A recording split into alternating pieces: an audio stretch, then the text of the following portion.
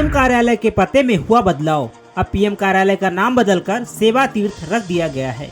अब तक PM office south block में था, लेकिन अब यह सेवा तीर्थ 1 में शिफ्ट किया गया है। इसके अलावा सेवा तीर्थ 2 में कैबिनेट सेक्रेटरी का कार्यालय और सेवा तीर्थ 3 में राष्ट्रीय सुरक्षा सलाहकार का दफ्तर शिफ्ट किया जाएगा। मकर संक्रांति पर लाखों श्रद्धालुओं ने प्रयागराज संगम में स्नान किया। इस मौके पर माघ मेले में भारी भीड़ देखने को मिली। इसी के साथ वाराणसी, अयोध्या जैसे धर्म स्थलों पर भी स्नान के लिए भारी संख्या में श्रद्धालु पहुंचे। उत्तर प्रदेश पुलिस सिपाही और आरओ परीक्षा पेपर लीक मामले में ईडी ने सप्लीमेंट्री चार्जशीट दाखिल की है। इस चार्जशीट में 17 अभियुक्तों के खिलाफ मनी लॉन्ड्रिंग के आरोप लगाए गए हैं। यह मामला यूपी पुलिस सिपाही भर्ती 2023 और यूपी आरओ परीक्षा 2023 से जुड़ा हुआ है। विशेष कोर्ट लखनऊ में इस सप्लीमेंट्री चार्जशीट को दाखिल किया गया है। जनशक्ति जनता दल प्रमुख तेज प्रताप यादव ने किया दही चूड़ा भोज कार्यक्रम का आयोजन। कहा, सभी देशवासियों और बिहार के लोगों को ढेर सारी शुभकामनाएं। अपनी पार्टी जनशक्ति जनता दल की ओर से हमने 1 दिवसीय भोज का आयोजन किया, जिसमें राज्यपाल, उप मुख्यमंत्री और हमारे पिता लालू प्रसाद यादव सभी लोग आए और उपस्थित रहे। सभी लोगों को हमने न्योता दिया। कुछ लोग रास्ते में होंगे जो आ रहे होंगे। आगे उन्होंने बड़ा बयान देते हुए कहा, राजद का जल्द ही जेजेडी में विलय होगा। आप राज्यसभा सांसद संजय सिंह का बड़ा बयान। उन्होंने यूपी के लोगों को चेतावनी दी। कहा, वे अपनी प्रॉपर्टी को बचाने के लिए तैयार रहें, क्योंकि सरकार उनकी प्रॉपर्टी पर दावा ठोक सकती है और आपका हिस्सा भी अपना बना सकती है। संजय सिंह ने आरोप लगाया कि 4.5 करोड़ मतदाता गायब हो गए हैं और दावा किया कि छिबरामऊ और कई जगहों पर जिंदा लोगों को मृत दिखाया गया है, जबकि नोएडा में मृत लोगों को जिंदा कर दिया गया है। उन्होंने कहा कि यूपी के लोग सावधान हो जाएं, क्योंकि भाजपा उनके धन और संपत्ति को लूटने का प्रयास कर रही है। एसआईआर में फर्जी वोट तैयार किए गए हैं। दूसरे राज्यों को लोग यूपी में वोटर बना दिए जाएंगे। नीट पीजी 2025 की कट ऑफ में बदलाव किया गया है। 2 राउंड की काउंसलिंग के बाद आरक्षित वर्ग के लिए कट ऑफ को 40% से घटाकर 0% कर दिया गया है, जबकि सामान्य वर्ग के लिए कट ऑफ को 50% से घटाकर 7% कर दिया गया है। सपा सांसद बीरेंद्र सिंह ने मकर संक्रांति के पर्व पर वाराणसी में पीडीए पतंग उड़ाई। कहा, कल सरकारी खिचड़ी है, जिसमें सरकार के लोग खिचड़ी मनाएंगे।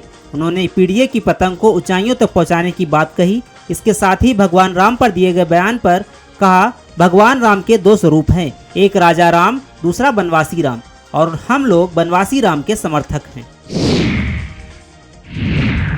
लोकसभा नेता प्रतिपक्ष राहुल गांधी के बयान पर बोले भाजपा सांसद रविशंकर प्रसाद। कहा, राहुल गांधी चीन के प्रेमी आदमी हैं। जब भी जाते हैं तो चीन के बारे में ही बात करते हैं। मैं कहूंगा कि आप थोड़ा भारत के विकास को भी देखिए, भारत के उद्योग को भी देखिए, कभी कभी भारत को भी ईमानदारी से देखिए।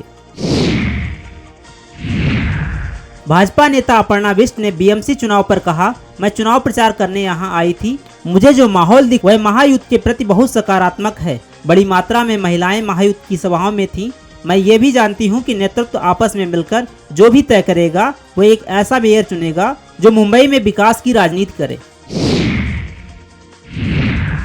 18 जनवरी को राष्ट्रीय सुहेलदेव सेवा का प्रशिक्षण शिविर आयोजित किया जाएगा। यह शिविर आजमगढ़ जिले में होगा, जिसमें रिटायर्ड आर्मी अफसर, रिटायर्ड आईएएस और आईपीएस अधिकारी प्रशिक्षण देंगे। इस कार्यक्रम में सुहेलदेव सेना के बड़ी संख्या में लोग भी शामिल रहेंगे।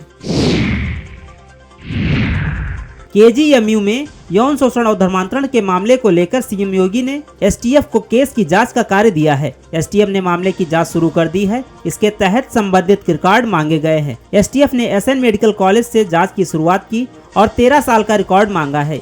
इसके साथ ही डॉक्टर परवेज से कनेक्शन की जाँच भी की जा रही है, क्योंकि दिल्ली ब्लास्ट केस में परवेज का नाम शामिल है। एसटीएफ इस्लामिक मेडिकोज ग्रुप की भी जाँच कर रही है। 2012 से 2018 के बीच रमीज ने एमबीबीएस किया था। इसी दौरान परवेज ने एमडी किया था। लखनऊ में कोडीन कप सिरप मामले से जुड़ी बड़ी खबर। शुभम जायसवाल और आकाश पाठक के खिलाफ जारी किया गया रेड कॉर्नर नोटिस। इसके तहत दूसरे देश की यात्रा उनके लिए आसान नहीं होगा। दुबई में उनके प्रत्यर्पण की कवायद भी शुरू कर दी गई है। यह नोटिस एसआईटी की अनुरोध पर जारी किया गया था। बिहार सरकार के मंत्री रामकृपाल यादव का पश्चिम बंगाल की मुख्यमंत्री ममता बनर्जी पर हमला। कहा, चुनाव आयोग के एक संवैधानिक संस्था है, वो बंगाल में ही नहीं पूरे बिहार में भी काम करके गया है और उन्हें पूरे देश में काम करना है। जो संवैधानिक संस्था पर विश्वास नहीं करेगा तो लोकतंत्र पर कैसे विश्वास करेगा? क्या वो बांग्लादेशियों को बंगाल में लाकर बांग्लादेश बनाना चाहते हैं? ऐसी इजाजत भारत सरकार नहीं देगी। चुनाव आयोग ठीक कार्रवाई कर रहा है। भाजपा सांसद शहजाद पूनावाला का बड़ा बयान। कहा, कांग्रेस पार्टी संविधान की बात करती है लेकिन ये नफरत के भाईजान है, मोहब्बत की दुकान नहीं है। आज असम कांग्रेस में एक ऐसा ट्वीट डाला है जिसमें उन्होंने असम की संस्कृति और परंपरा का मजाक भी उड़ाया है। भाजपा के कार्यकर्ताओं के खिलाफ सीधे सीधे हिंसा भड़काई है। यह कांग्रेस की हिंसात्मक, संविधान विरोधी और असम विरोधी मानसिकता को झलकाता है। लखनऊ में सपा कार्यालय पर मनाया गया डिम्पल यादव का जन्मदिन। इस मौके पर सपा कार्यालय में बांटे गए कंबल। कैबिनेट मंत्री अनिल राजभर का विपक्ष पर तंज। कहा, एसआईआर से विपक्ष को घबराहट हो रही है, घुसपैठियों के सहारे ये सत्ता चाहते थे। आरक्षण को लेकर बोले मंत्री संजय निषाद। कहा, मैंने निषाद आरक्षण की लड़ाई लड़ी है, लोग निषाद जी कहकर बुलाने लगे हैं। आरक्षण के लिए विधानसभा घेर सकते हैं। हनुमान जी को पवन पुत्र कहा जाता है, पीएम मोदी ने उन्हें उचित स्थान दिया है। वनडे किंग बने विराट कोहली। वनडे रैंकिंग में नंबर 1 पर हुए काबिज। आईसीसी की तरफ से जारी की गई ताजा वनडे रैंकिंग में रोहित शर्मा को पीछे करते हुए विराट कोहली पहले स्थान पर आ गए हैं। 4 साल 9 महीने के बाद 785 अंकों के साथ कोहली ने फिर से पहला स्थान प्राप्त किया है। डेरेल मिचेल 784 अंकों के साथ दूसरे स्थान पर हैं और रोहित शर्मा 775 अंकों के साथ तीसरे स्थान पर हैं। इलाहाबाद हाईकोर्ट का बड़ा फैसला। कोर्ट ने कहा, नाबालिग का पासपोर्ट नहीं रोका जा सकता सिवाय इसके कि पासपोर्ट एक्ट में किसी विशेष कारण से उसे रोका जाए। कोर्ट ने यह भी स्पष्ट किया कि माता पिता के बीच विवाद होने पर पासपोर्ट रोका जा सकता है और अगर किसी व्यक्ति पर आपराधिक केस पेंडिंग है तो भी पासपोर्ट को रोका जा सकता है। हालांकि लंबित वैवाहिक मामलों के आधार पर पासपोर्ट को रोकने का आदेश नहीं दिया जा सकता।